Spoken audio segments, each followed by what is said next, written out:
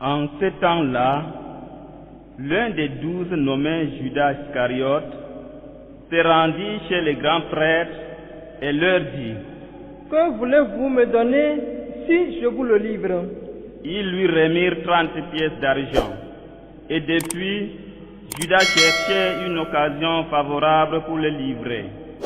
Le premier jour de la fête des pains sans levain, les disciples s'approchèrent et dirent à Jésus: Où veux-tu que nous te fassions les préparatifs pour manger la Pâque?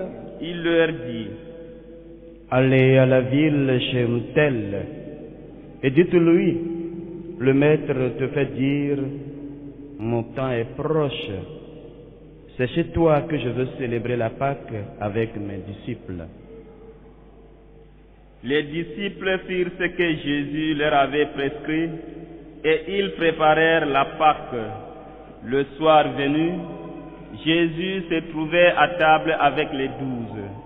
Pendant le repas, il déclara: Amen, je vous le dis, l'un de vous va me livrer. Profondément attristés, ils se mirent à lui demander, chacun son tour: Serait-ce moi, Seigneur?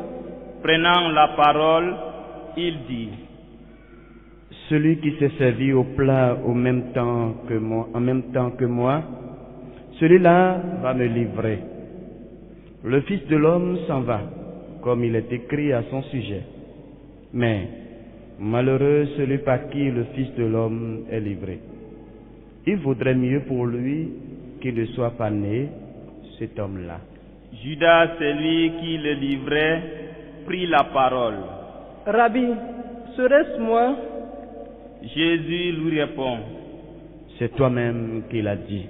Pendant le repas, Jésus, ayant pris du pain et prononcé la bénédiction, le rompit et le donnant aux disciples, il dit: Prenez, mangez, ceci est mon corps. Puis, ayant pris une coupe et ayant rendu grâce, il la leur donna en disant: Buvez-en tous, car ceci est mon sang, le sang de l'alliance versé pour la multitude en rémission des péchés.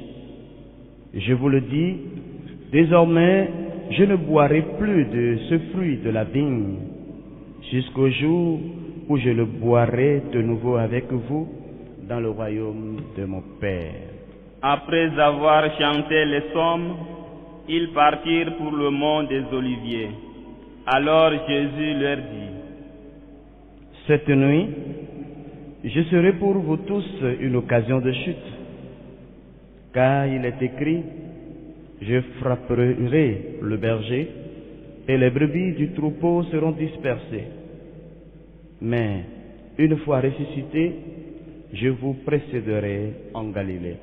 Prenant la parole, Pierre lui dit: Si tous viennent à tomber à cause de toi, moi je ne tomberai jamais.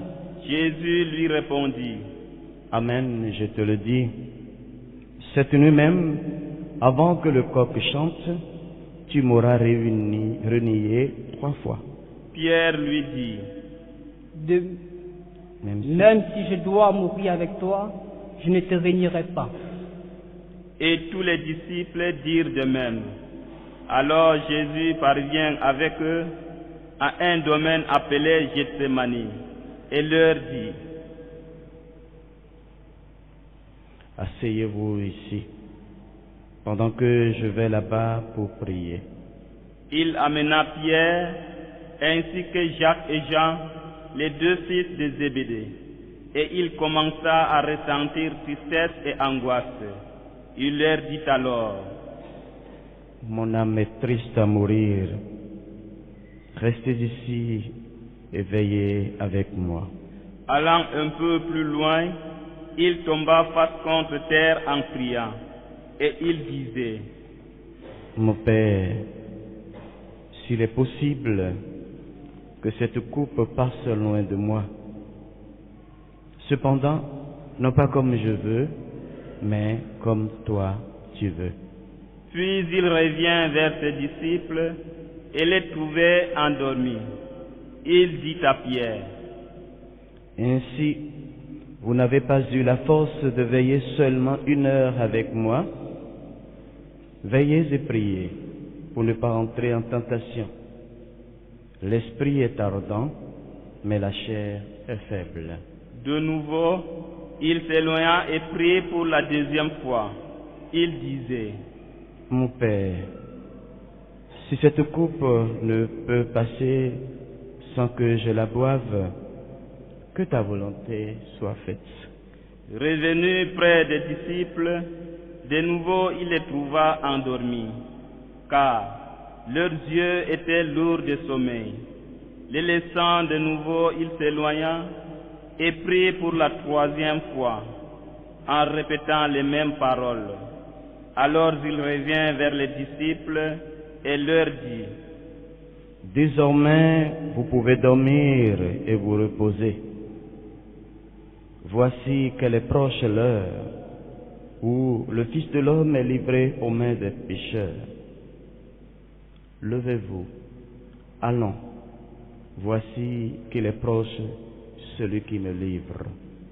Jésus parlait encore lorsque Judas, l'un des 12, arriva, et avec lui une grande foule armée d'épées et de bâtons, envoyée par les grands prêtres et les anciens du peuple. Celui qui le livrait leur avait donné un signe: Celui que j'embrasserai, c'est lui, arrêtez-le.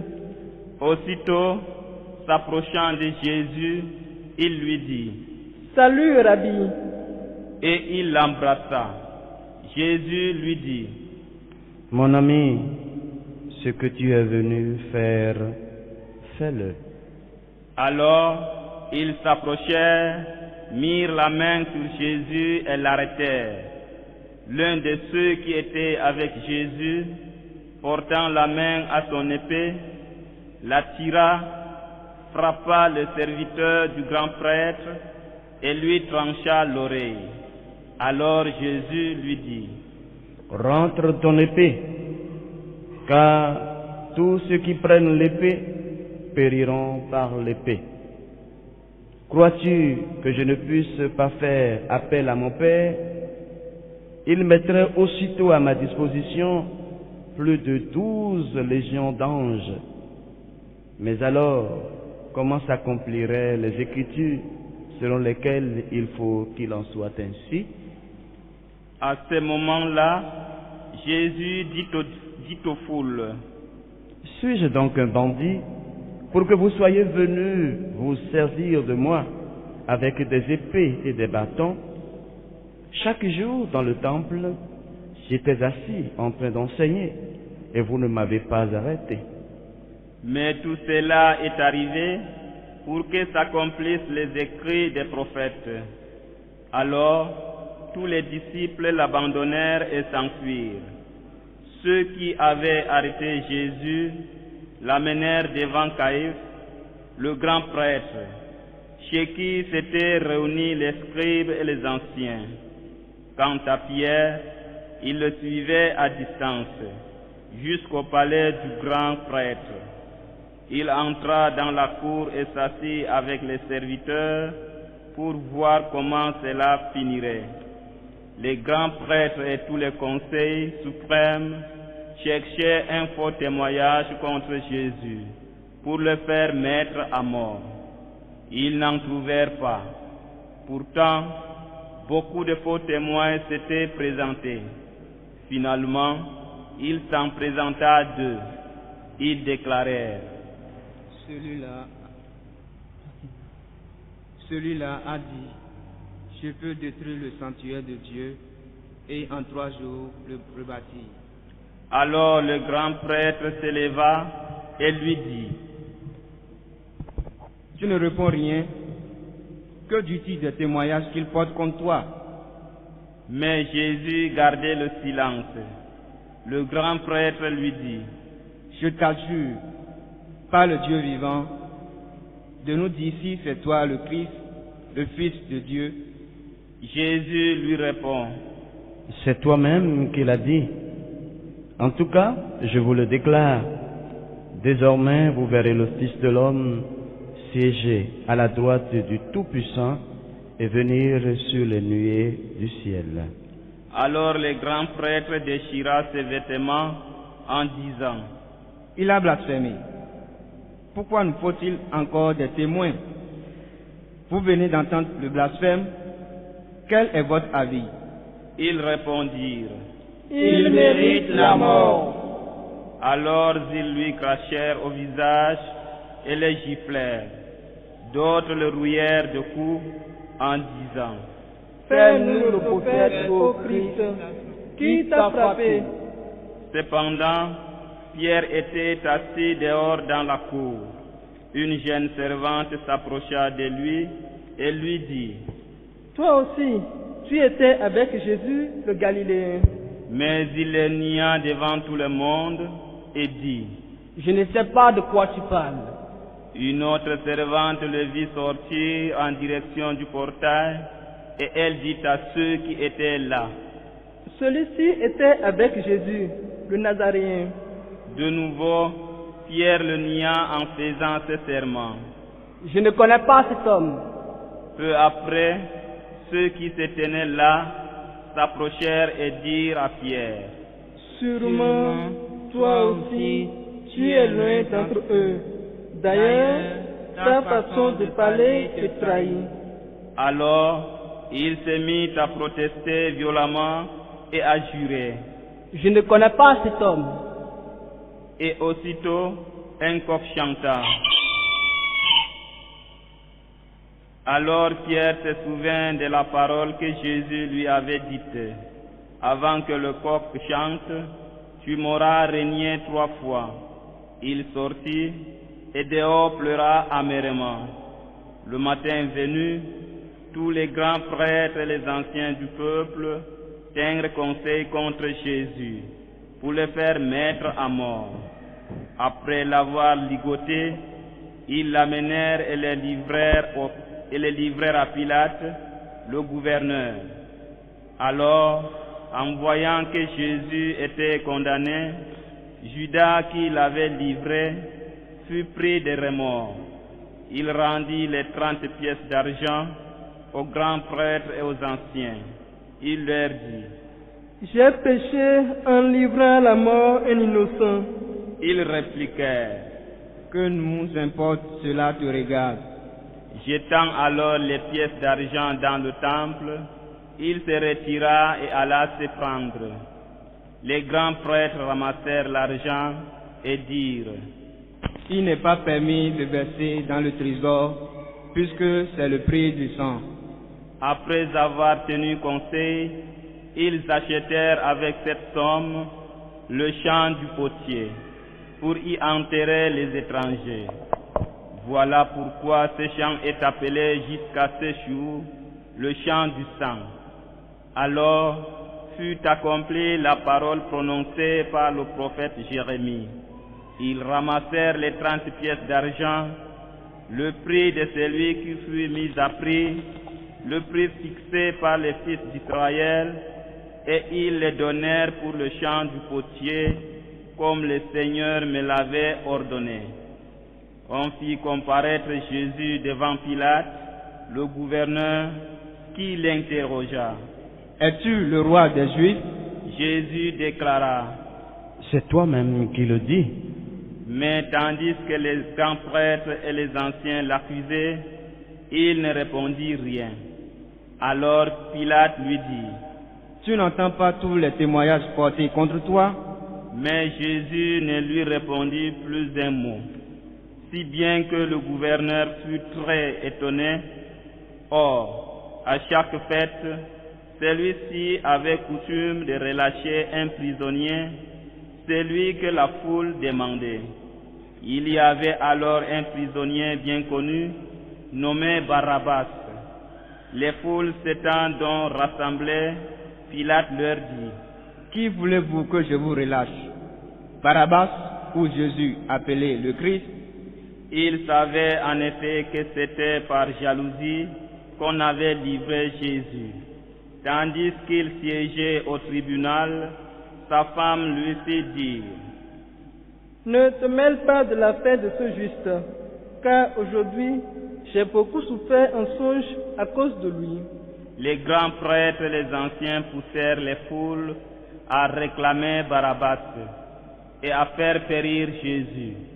Le gouverneur reprit: Lequel des deux voulez-vous que je vous relâche?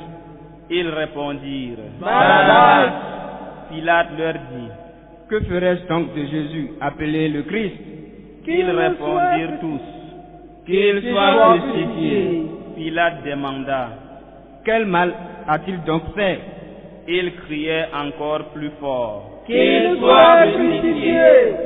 Pilate, voyant que ses efforts ne servaient à rien, sinon à augmenter le tumulte, prit de l'eau et se lava les mains devant la foule en disant: Je suis innocent du sang de cet homme. Cela vous regarde. Tout le peuple répondit: Son sang qu'il soit sur nous et sur nos enfants.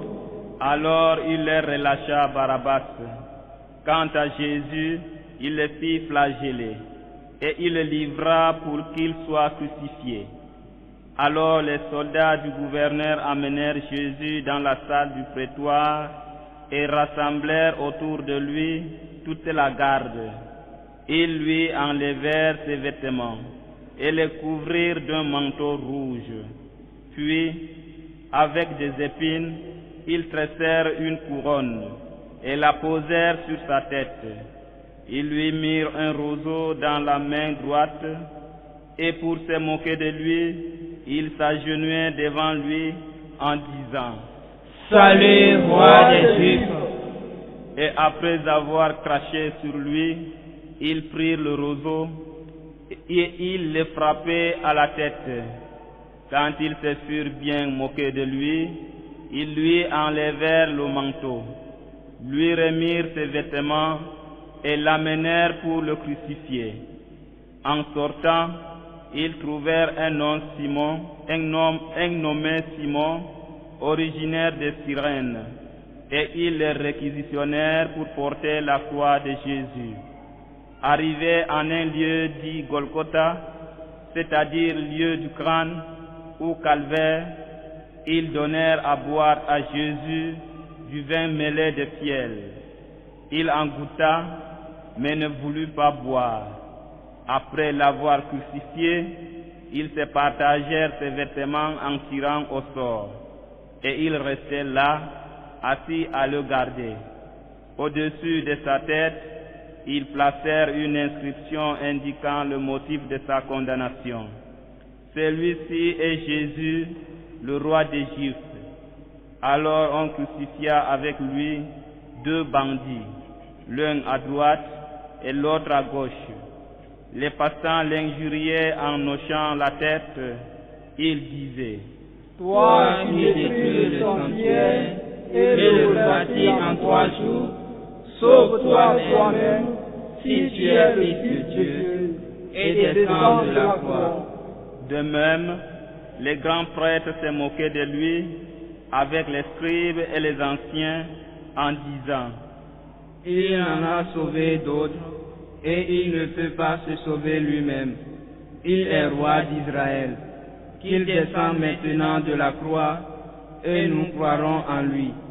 Il a mis sa confiance en Dieu, que Dieu le délivre maintenant, s'il l'aime, car il a dit: Je suis fils de Dieu. Les bandits crucifiés avec lui l'insultaient de la même manière. À partir de la 6e heure, c'est-à-dire midi, l'obscurité s'est faite sur toute la terre jusqu'à la 9e heure. Vers la 9e heure, Jésus cria d'une voix forte: Élie, Élie, lema sabachthani. Ce qui veut dire: Mon Dieu, pourquoi m'as-tu abandonné? L'ayant entendu, quelques-uns de ceux qui étaient là disaient: Le voilà qui appelle le prophète Élie. Aussitôt, l'un d'eux courut prendre une éponge qu'il trempa dans une boisson vinaigrée. Il la mit au bout d'un roseau et il lui donnait à boire. Les autres disaient: Attends, nous verrons bien si Élie vient le sauver. Mais Jésus, poussant de nouveau un grand cri, rendit l'esprit.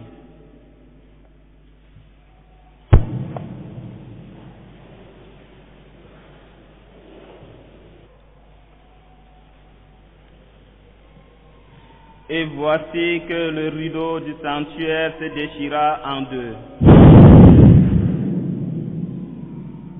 Depuis le haut jusqu'en bas, la terre trembla et les rochers se fendirent. Les tombeaux s'ouvrirent. Les corps de Jésus, les corps de nombreux saints qui étaient morts ressuscitèrent. Et sortant des tombeaux après la résurrection de Jésus, ils entrèrent dans la ville sainte et se montrèrent à un grand nombre de gens. À la vue du tremblement de terre et de ces événements, le centurion et ceux qui avaient avec lui gardé Jésus furent saisis d'une grande crainte et dirent: Vraiment, celui-ci était le Fils de Dieu. Il y avait là de nombreuses femmes qui observaient de loin. Elles avaient suivi Jésus depuis la Galilée pour le servir. Parmi elles se trouvaient Marie-Madeleine, Marie mère de Jacques et de Joseph, et la mère des fils de Zébédée. Comme il se faisait tard, arriva un homme riche, originaire d'Arimathie, qui s'appelait Joseph, et qui était devenu lui aussi disciple de Jésus. Il alla trouver Pilate pour demander le corps de Jésus. Alors Pilate ordonna qu'on le lui remette. Prenant le corps, Joseph l'enveloppa dans un linceul immaculé et le déposa dans le tombeau neuf qu'il s'était fait creuser dans le roc. Puis il roula une grande pierre à l'entrée du tombeau et s'en alla. Or, Marie-Madeleine et l'autre Marie étaient là, assises en face du sépulcre. Le lendemain, après le jour de la préparation, les grands prêtres et les pharisiens s'assemblèrent chez Pilate en disant: Seigneur, nous nous sommes rappelés que cet homme imposteur a dit de son vivant, 3 jours après je ressusciterai. Alors, donne l'ordre que le sépulcre soit surveillé jusqu'au 3e jour, de peur que ses disciples ne viennent voler le corps et ne disent au peuple: il est ressuscité d'entre les morts. Cette dernière imposture serait pire que la première. Pilate leur déclara: Vous avez une garde. Allez, organisez la surveillance comme vous l'avez entendu. Ils partirent donc et assurèrent la surveillance du sépulcre en mettant les scellés sur la pierre et en y plaçant la garde. Acclamons la parole de Dieu. Louange à toi, Seigneur Jésus.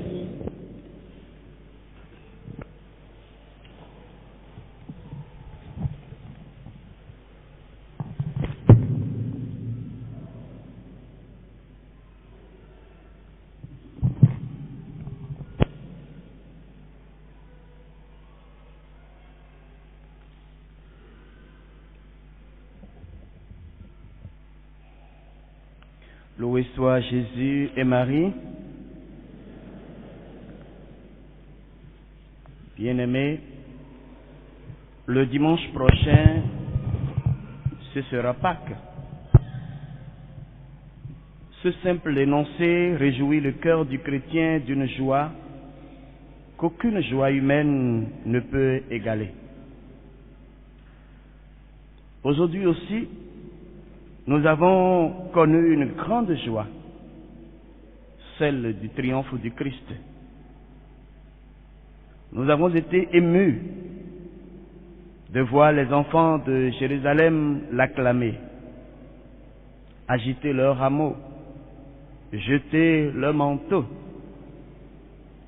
Mais nous savions tous, en nous réjouissant, que cette fête est éphémère. C'est la joie d'un moment, un feu de paille, on pourrait dire, et des foules versatiles. Nous en avons vu ces jours-ci. On acclame aujourd'hui ce qu'on haïra demain, ou du moins on sourit devant celui qu'on a trahi, celui qu'on a critiqué quand il était absent, celle qu'on a maltraité en cachette,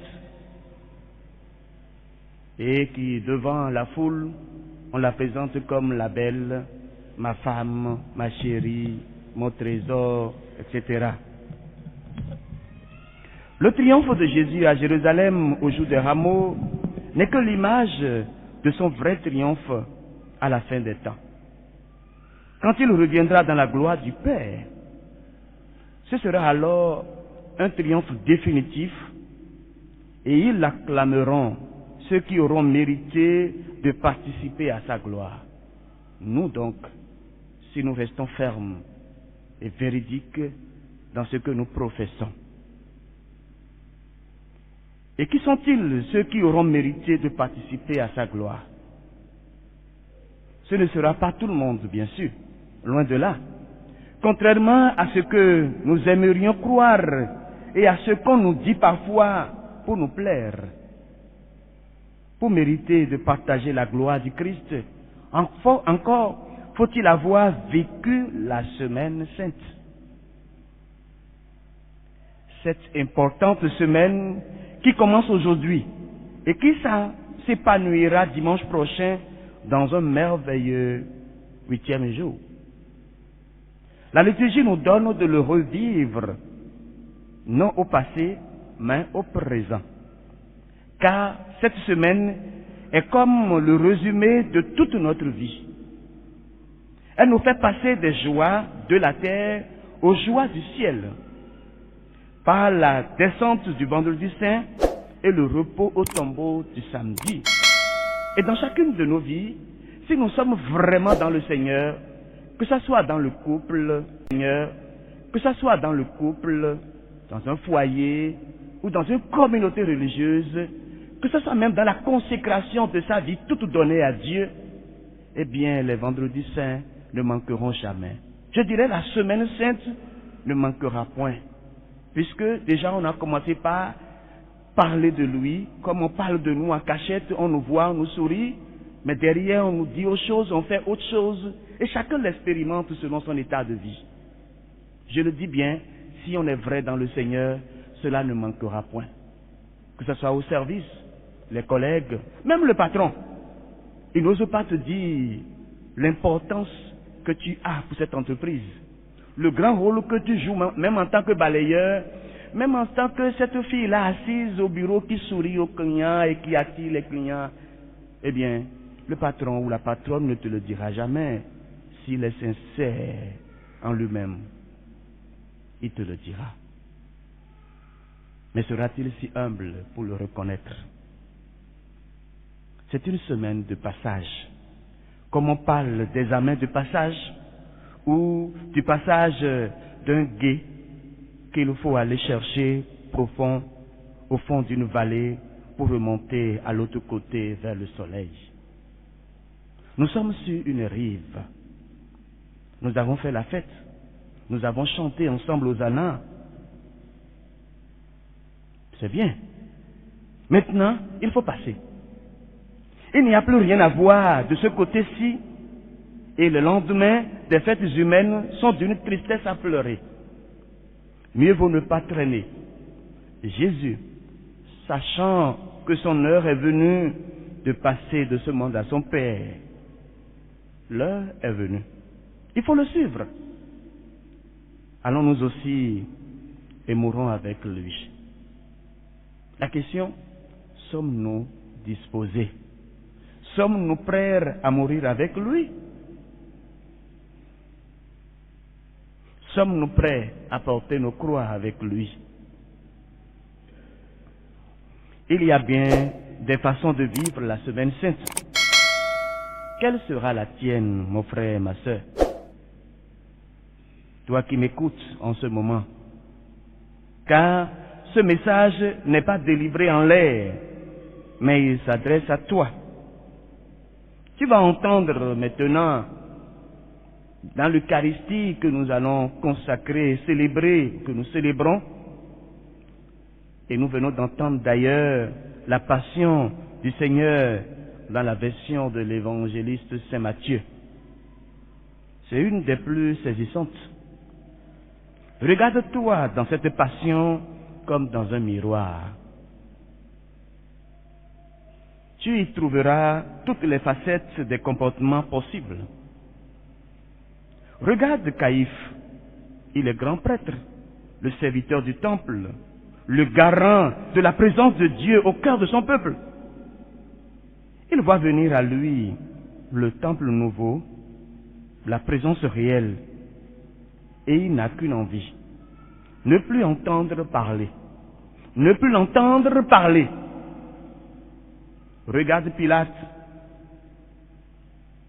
ce petit fonctionnaire qui a la chance de voir sa route croiser celle du Sauveur du monde. Et il s'en moque. Il veut s'en débarrasser. Et il lave même les mains pour paraître innocent dans cette histoire. Mais tu avais le droit de la parole, le droit de décider. Et souvent, dans certaines réalités de la vie, on joue à l'innocent et on renonce de porter la croix. On renonce de prendre le risque de dire la vérité.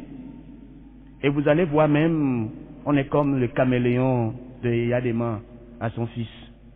Tantôt 7 fois 7 c'est 39, tantôt 7 fois 7 c'est 49. Et on ne sait quoi dire. On n'est ni blanc ni rouge. On n'est ni jaune ni noir. Regarde Pierre, Jacques et Jean. Ils sont les amis de Jésus, les privilégiés parmi les 12, n'est-ce pas? Ils aiment Jésus, mais ils dorment, n'ayant pas la force de prier 1 heure avec lui. Regarde les disciples et entends ce que dit Saint Matthieu. Ils l'ont abandonné et se sont enfuis tous. Regarde Simon-Pierre. Il a reçu, n'est-ce pas, les clés du royaume. Et il ne trouve pas en lui la force de le soutenir dans l'épreuve, ce dont il pleure de toutes les larmes de son corps. Et heureusement pour Pierre. Heureusement. Et je me permets d'ouvrir cette parenthèse. Souvent, on se pose la question, Judas, s'il n'avait pas trahi le Fils de l'homme, est-ce qu'il mourrait pour nous? Question. Judas a-t-il tort? Le tort, il ne nous revient pas de le dire. Et que Judas soit au paradis, en enfer, ou encore au purgatoire, il ne nous revient pas de chercher où il est. Mais retenons ceci. Judas ne serait pas en enfer parce qu'il a trahi Jésus. Non. Non et non. Puisque Pierre, lui aussi, l'a trahi Jésus. La faute de Judas, c'est qu'après avoir trahi son maître et avoir manqué, ou plutôt avoir reconnu le mal qu'il a fait, il aurait fait comme Pierre. Regardez le Christ.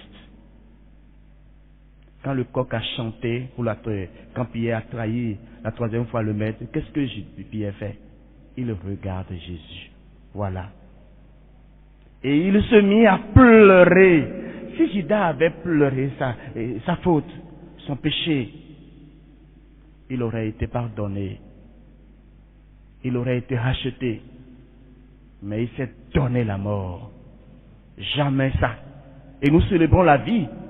Le diocèse de Cotonou nous permet de célébrer la vie pendant 2 années pastorales. Pas pour rien. Nous n'avons aucune raison au monde pour nous arracher la vie ou participer à la mort d'un être. Aucune raison humaine. C'est là la faute de Judas.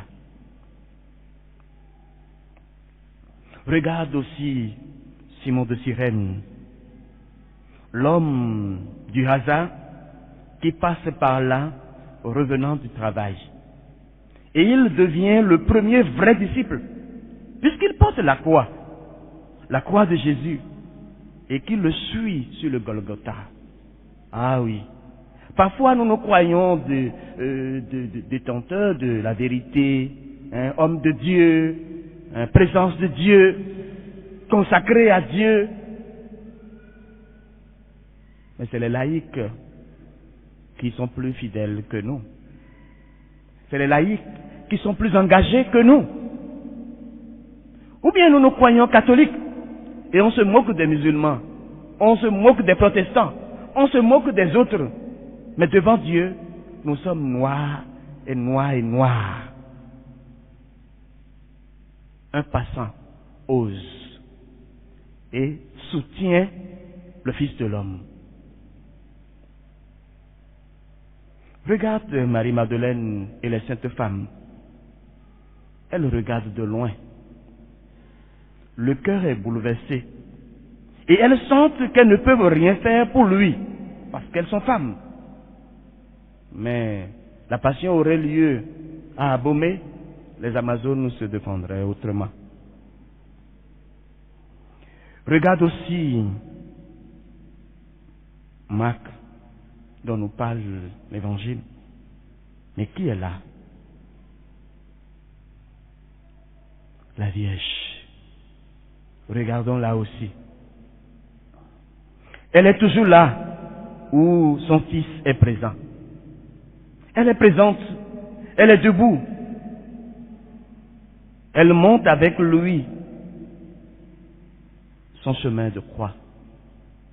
Elle est partie prenante de tout ce qu'il vit, de tout ce qu'il veut. de tout ce qu'il donne.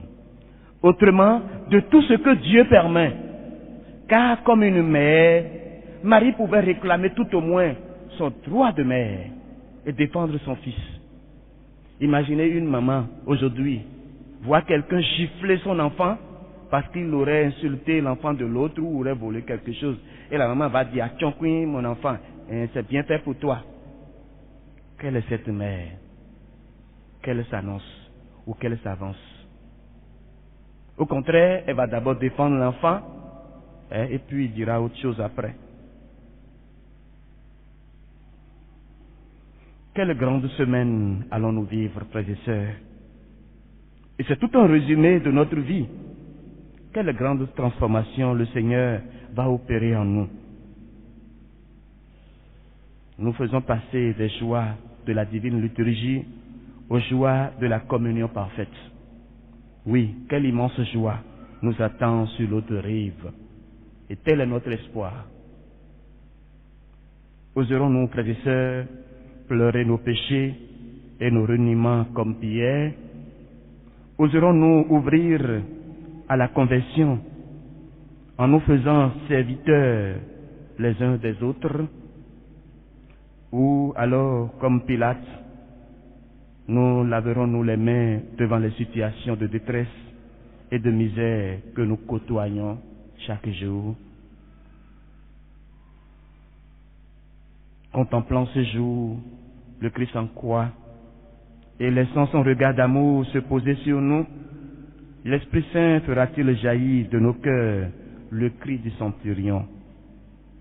Vraiment, cet homme est le Fils de Dieu. Vraiment, Jésus est Seigneur de nos vies. Jésus est Maître. C'est lui qui règne maintenant dans mon foyer, dans ma famille, dans ma communauté, dans mon service. Est-ce que je pourrais le proclamer vraiment? En acceptant les injustices, en acceptant les hommeries, en permettant que la gloire de Dieu se manifeste par ce qu'il permet que je vive pour sa gloire, sans murmurer contre sa volonté. Que notre vie donnée par amour soit dans notre monde contemporain le signe de cette bonne nouvelle. En Christ, nous sommes réconciliés avec Dieu et réconciliés les uns avec les autres. Cette bonne nouvelle que nous célébrons aujourd'hui, comme chaque dimanche d'ailleurs, elle va se déployer tout au long du Triduum pascal qui va clore cette semaine sainte, inaugurant par ce dimanche de la Passion. Jeudi, nous serons invités à faire mémoire de la première scène. Faites cela en mémoire de moi. Dans ce temps d'adoration, nous serons invités à le tenir compagnie. Préparons nos cœurs à une telle adoration. C'est un rendez-vous qu'il ne faut pas rater. Disposons-nous déjà à cela. Programmons déjà cela. Vendredi, nous suivons le Christ dans son portement de croix. Nous vénérerons ce bois précieux d'où est jaillie la vie. Samedi, nous serons avec lui au tombeau dans le silence et le questionnement pour pouvoir accueillir dimanche matin la lumière de la résurrection et la puissance de l'Esprit Saint qu'il a relevé d'entre les morts.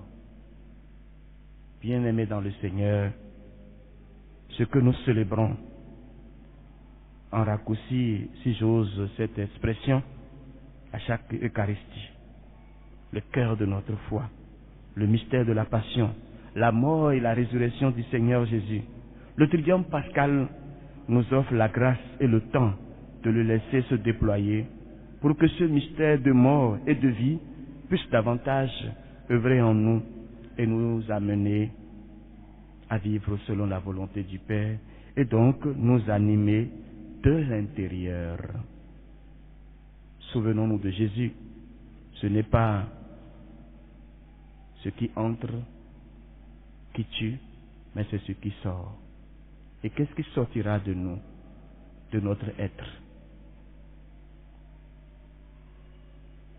Il est urgent, frères et sœurs, de vivre ce mystère pascal et de le laisser vivre en nous afin que le monde croie et qu'au nom de Jésus, tous genoux fléchissent au ciel, sur terre et aux enfers. Car ce que nous dit la liturgie de ce jour, c'est que sur la croix et pour toujours, Jésus-Christ est Seigneur à la gloire de Dieu le Père.